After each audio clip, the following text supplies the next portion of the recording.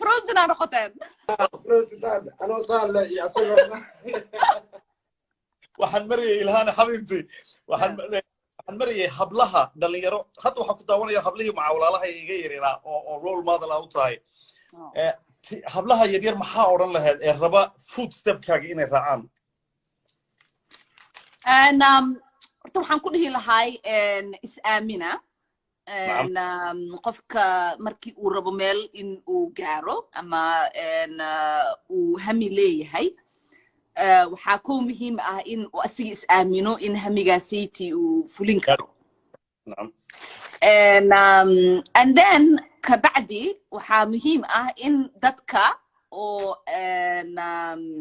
aad la kulmi doontid ay isku jir noqon doonaan dad ku dhahayo waxaanay timo ku suurtagalaayo iyo dad ku dhahayo hore u soco inaad kala baratid qofkii oo daacad ay ka tahay iyo qofkii aynan ka ahayn aad suubsatid saaxiibo iyo circle oo fiican oo adiga ku fududaynayo sidii aad ku noqotid qof oo dhiirigelin leh oo meeshii uu raba gaari karo you know politics waa sport ay dhahaan it's survival of the fittest anybody or sports ciyaaro wuu fahmi karaa and truly it's about practice right and crafting yourself into being the best that you can be and then mana politics can I think dumarka way u adag tahay because dadka badan ama aaminsana inaana ka leaders aan noqon karno inaan wax maamuli karno in guriga maahine meel kaleete aan ka soo bixi karno badanaa waxaad arkaysaa ragga markii ay dhahaan siyaasi aan noqonaya qof oo weydiinaya male maxaa taqaanaa maxaa og tahay maxaa fahmi kartaa and gabar laakiin you know everybody wuxuu rabaa in uu boqol wax weydiiyo steps uu marsiiyo and then nimanka also expectationadii kaleet way ka kala yaraanayaan waxaa lagu leeyahay walaalka hamiyuu leeyahay waxaan u fududeey kan u suubi kaas u suubi gabadha waxaa laga rabaa iyada wixii oo dhan inay suubiso and then hamigeedina iyada inay gaarto waxbarashada taas waaye wax kasta gabar ay raadsanayso wixii shaqooyinkii dumar ahaan loogu talagalay iyo wixii kaleeta ay rabtay waaye ragga jidadka looga dhaqaajinayaa wax kastoo obstacle ah waa laga leexinayaa so you know I think badanaa dumar haddaan nahay laba choice aan haysanaa soo maaha inaan hamigeena aan raacno oo wixii aan rabno aan noqono ama in aan normal caadi iska dhigno oo ilmo aan korsano gurigeena aan joogno qof xaaskiisa aan noqono marka traditionally way nagu adag tahay maskax ahaan in haweeney oo ilmo haysato guri maamulanayso ay guriga banaankiisana hami ay ka yeelato hamigeedana uu yahay hadde hami weyn oo rabto wax weyn inay taariikh meel fiican ay ka gasho marka challenge wuu weyn yahay inaadan waxaas dhag u dhigin oo aad iska fahantid like that's just tradition and you just bulldoze you go for it and you know for me life it's been that way I had children very very young gabadhayda ugu weyn hadda waa almost an adult and I also have a little baby to the jir and you know like life just continues you know you just figure out and hore u soco dadka say dhahaan oo kale you just continue and like dadka waxa ay ku dhahayaan qofkii ku dhahayo shaqadan aday ma lagugu talagelin booskaas ma gaari kartid jagadaas ma heli kartid waxaas dhan dadka u dhigin because I mean dad anoo kaleetaa jiro oo I shouldn't be meeshaan maanta aan joogo but I'm here because I believed in myself and everyone else did. That's beautiful wallahi. That's laba wax baan ka qaatay Ilhaan waxaan ka qaatay believe in yourself you have a good circle good real friends يعني dad kalsooni aad ku qabtid. That's beautiful advice. I mean it's timely right I think dadka badanaa waxa qofka oo dadka circle-kaaga ku jiro you think haddii aad iyaga ka tagtid wax ma ku suurtagalaayo And sometimes you have to let things go in order to create more space for others to come in who are going to help you be the best person that you can be. That's beautiful, والله.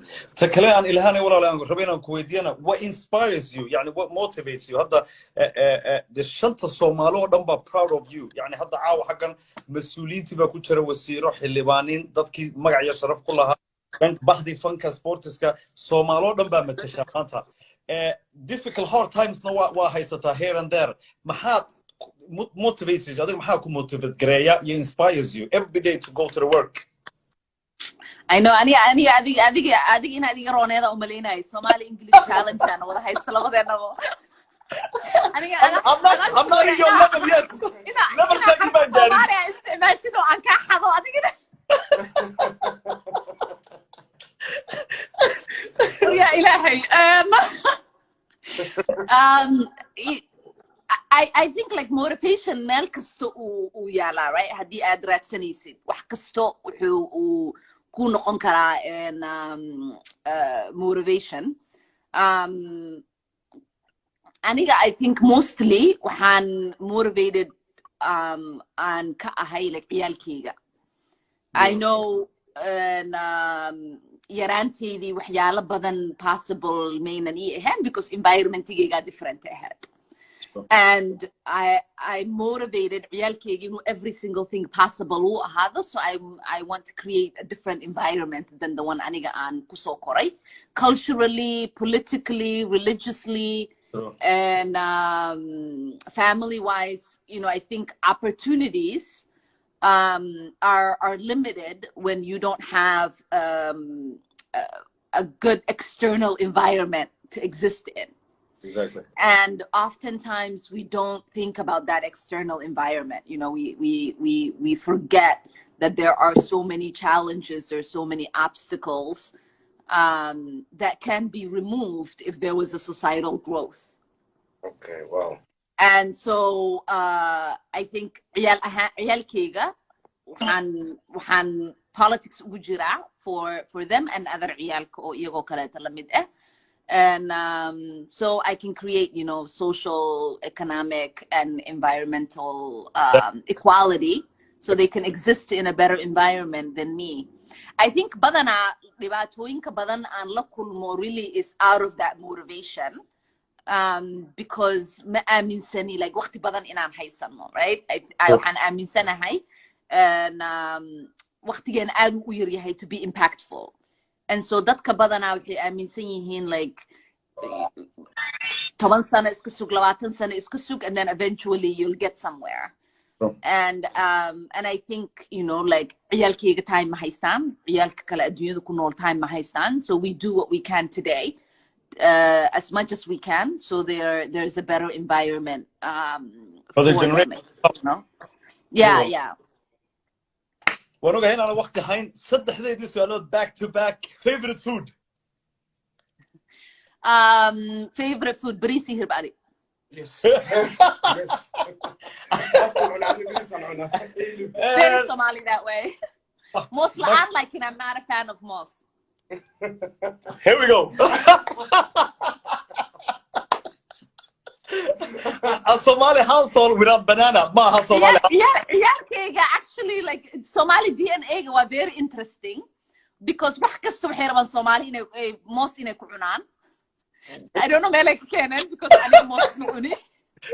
That's beautiful. So very strong Somali DNA. That's very wallah. Hey, McDonald's, I'm a Burger King.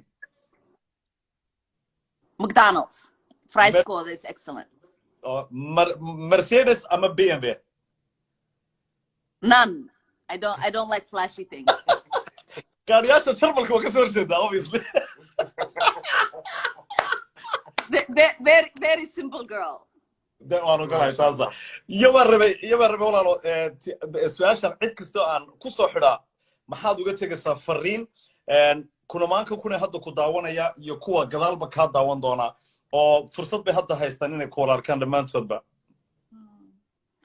I mean laba fariin aan uga tagi lahay mid ku saabsan pandemic-aneyd hadda aan ku jirno dad waxaa jiro oo nasiib leh adiga meesha joogtid oo kaleeto joogo oo dhaqdhaqaaqooda uusan ka xayirmin oo noloshoodii sidii caadiga u wadan lahaayeen wadamo dad aqli ay leeyihiin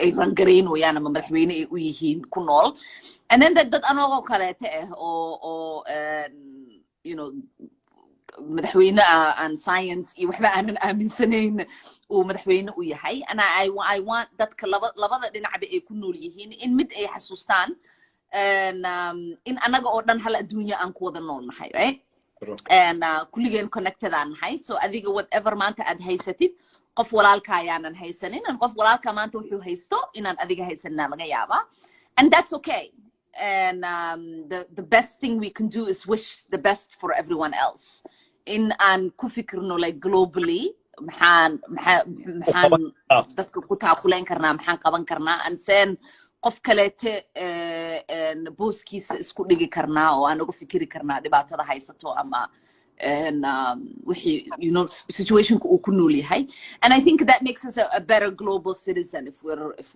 worried about others we become better global citizens and then I think secondly because waxaa tiri dhalinyaro yaryar oo badan aan na fiirsanayaan and I think this is just message ahaan Soomaalida waxaan badanaa ilownaa Soomaali haddii aan nahay in kulligeena aan hal family nahay and qof kasta oo Soomaali ah wixii dheefkana waa isla share garaynaa dhibaatadana waa